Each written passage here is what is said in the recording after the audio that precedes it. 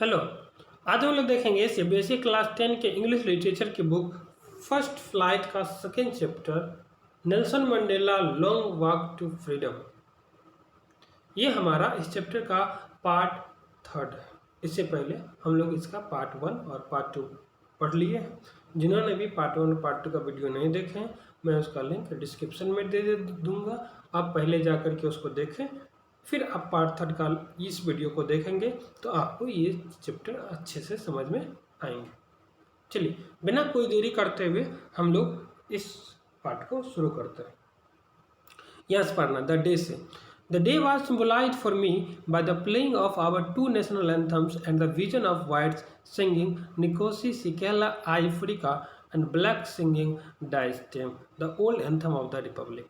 कह रहा है कि डे जो है हमारे लिए बहुत ही ज़्यादा महत्वपूर्ण रखता है, एक सिम्बोलाइज है, क्योंकि इस दिन साउथ अफ्रीका में 2 नेशनल एंथम गाया गया। एक वाइट के लिए, वाइट लोगों ने गाया क्या, निकोसी सिकेला अफ्रीका, और ब्लैक लोगों ने गाया द स्टेम, जो कि ओल्ड एंथम था रिपब्लिक उस देश का। Although that day neither group new the lyrics of the anthem they once despised, they would soon know the words by heart। चलिए, उस दिन जो था दोनों ग्रुप में से कोई भी एक दूसरे के एंथम का लिरिक्स के बारे में नहीं जान रहे थे।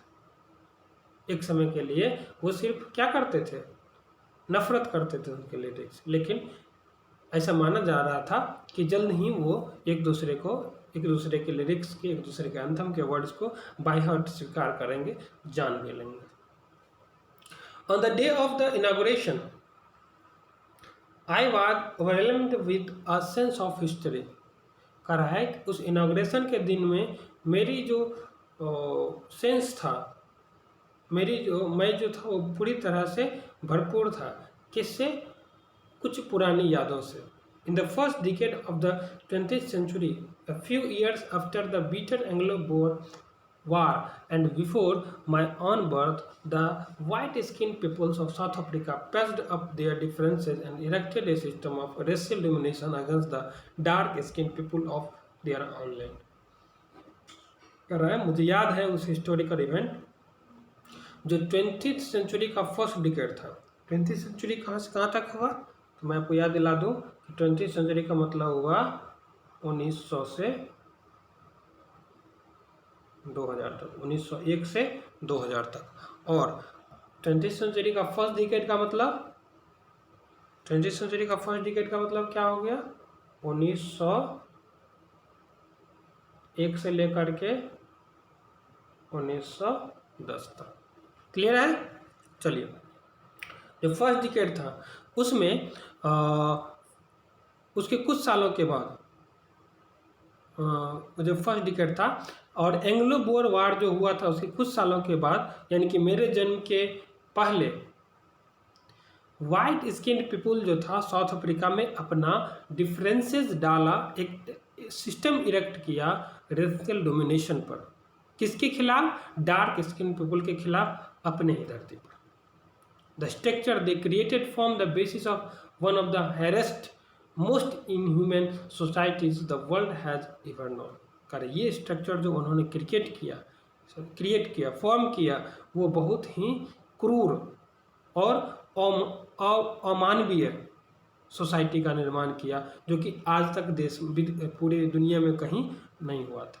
Now in the last decade of the 20th century, last decade 20th century का कौन सा हो गया, 1991 to 2000। Any problem? चलिए, तो इसमें क्या हो गया, and my own 8th decade as a man that system had been overturned forever and replaced by one that recognized the rights and freedom of all peoples regardless of color of their skin। कर रहा है, लेकिन last decades में, यानी कि 1991 और 2000 के बीच में यानी कि मेरा जो मानव के रूप में मेरा जो एज था वो भी 8th डिकेड था, यानी कि इसका एज भी जो होगा वो 71 to 80 के बीच में होगा। ये सिस्टम जो है वो पूरी तरह ओवरटर्न्ड हो गया हमेशा के लिए, और उसकी जगह पर रिप्लेस हो गया ऐसा सिस्टम जो कि सभी पीपल को समान राइट्स ऑफ फ्रीडम मिलेगा बिना किसी कलर और स्किन के भेदभाव के। That day had come about through the unimaginable sacrifices of thousands of my people whose suffering and courage can never be counted or repaid। करे ये दिन जो आया, जो सबको राइट्स मिला, ये दिन बहुत ही अकल्पनीय सेक्रीफाइसेस हजारों आदमियों के देने के बाद और बहुत सारे सफ़र अपने करेज को खोने के बाद ये मिला है। और उनकी जो सफ़र हैं, उनके जो ये करेज हैं, उनका जो सेक्रीफाइसेज हैं, उसे ना ही काउंट किया जा सकता है और ना ही उसे रिपेड किया जा सकता है, वापस लौटाया जा सकता है। I felt that day as I have on so many other days that I was simply the sum of all those African patriots who had gone before me। Correct, मैं महसूस करता हूँ, और मैंने पहले भी कई दफ़ा ये महसूस किया है कि आज जो ये सारी चीज़ें हमें मिला है, वो जो हमारे से पहले जो अफ्रीकन पेट्रियट्स थे वो चले गए, उन सभी का सम है। That long and noble line ended and now begin again with me. उनकी जो ये नोबल लाइन थी, मतलब उनकी जो जीवन थी वो तो गुजर गई इस देश की फ्रीडम को के लिए लड़ते लड़ते, लेकिन आज वही सब मिल करके आज वो हमारे साथ हो गया फिर से। I was pained that I was not able to thank them and that they were not able to see what their sacrifices had wrought मतलब होता है achieved simply। तो क्या हुआ कि मुझे इस बात से कभी कभी दुख होता है, मुझे इस बात का दुख था कि मैं उनको थैंक यू भी नहीं बोल पाया, और ये भी नहीं देख पाए कि उन्होंने जो सेक्रीफाइसेस दिए हैं वो आज क्या हासिल कर लिया है। कि जिस चीज़ के लिए वो सेक्रीफाइस दिए थे आज वो अचीव कर पाए, लेकिन वो देख नहीं पाए, इस बात के लिए मुझे दुख है। कौन बोल रहे हैं? Nelson Mandela. The policy of apartheid created a deep and lasting bond in my country and my people. ये पॉलिसी जो था अपार्थाइड का, रंगभेद का, वो हमारे देश में, हमारे पीपल के लोगों में एक बहुत ही गहरा और बहुत लंबे समय तक चलने वाला घाव दे दिया था। All of us will spend many years, if not generations, recovering from that profound hurt। हमें जो है कम से कम एक जनरेशन्स नहीं, लेकिन कम से कम बहुत साल लगेगा हमें इस प्रोफाउंड मतलब होता है डीप, गहरे जख्म, गहरे घाव से उबरने में।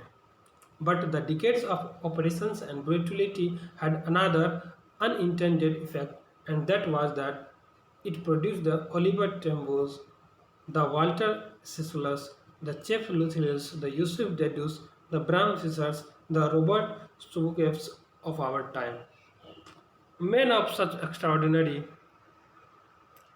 courage, wisdom, and generosity that their like many never be known again।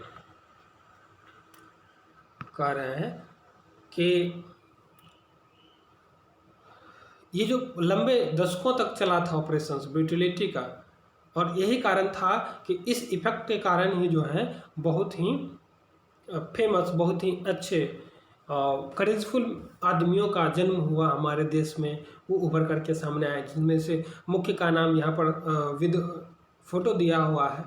कहने का मतलब यहाँ पर यह है कि ऐसा प्रॉब्लम्स आया तभी आदमी ये सब जो फेमस हुआ है, ये सब उस चीज़ के लिए लड़े, आज इसलिए आज इस आदमी को क्या किया जाता है, पूजा जाता है। जैसे कि हम लोग अपने इंडिपेंडेंस की कहानी हम लोग भी जानते हैं, तो महात्मा गांधी है, सुभाष चंद्र बोस है, भगत सिंह है, चंद्रशेखर आज़ाद है, तो वो लोग बहुत ज़्यादा अपने जो खुशियाँ थी, अपने जो इन्जॉयमेंट थे, अपने जो फ्रीडम थे, वो छोड़ करके हम लोग की फ्रीडम के लिए, पूरे देश के फ्रीडम के लिए लड़े, अपनी कुर्बानी दिए। है ना। वो तब ये क्योंकि ऐसा सिचुएशन आया, यदि ऐसा सिचुएशन नहीं आया रहता, गोरे लोग हमारे ऊपर इस प्रकार की गुलामी नहीं किए होते, तो आज हम उन लोगों को याद कर नहीं होते। कहने का मतलब सिंपली इसका मतलब ये है कि यदि हमारे लाइफ में प्रॉब्लम्स आती है तो प्रॉब्लम्स हमारे निखरने के लिए आती है। हम लोग कहावत भी देखे हैं कि जब समस्या किसी के सामने आता है तो कोई बिखर जाता है तो कोई निखर जाता है।